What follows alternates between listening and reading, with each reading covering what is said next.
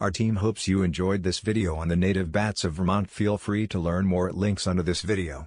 Yeah, this will help us understand the bat populations in this area and inform conservation efforts to protect them. Great job, everyone. We got some really valuable data tonight. I'll make sure to enter all of our data into the computer tonight so we can analyze it tomorrow.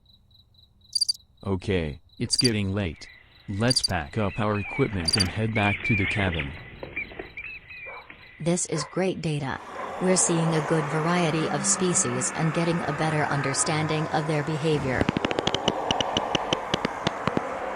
And there's an eastern red bat. Look at that bright red fur.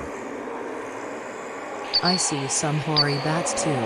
They're bigger than the little brown bats and have a distinctive fur coloration. I'm seeing some little brown bats flying out now. They're really fast. Let's start our visual survey and see if we can confirm those species. Our data shows that the little brown bats is the most common bat species in the area, which means that these endangered bats are slowly recovering in our local area. I'm also picking up some calls from hoary bats and eastern red bats.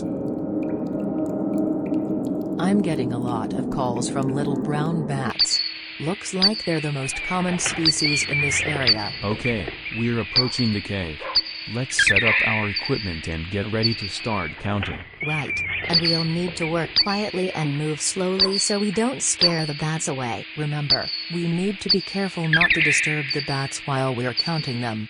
We'll be observing them from a distance, and we won't be using any bright lights or loud noises. And we'll also be conducting visual surveys to confirm our acoustic data and get a better idea of the behavior of the bats we're observing. We'll be using acoustic monitoring equipment to detect bat calls, which will help us identify the species present and estimate their numbers. Right, so our goal is to conduct a bat survey and count the number of bats we observe. Okay, everyone, we're all geared up and ready to go. Let's review our plan for tonight.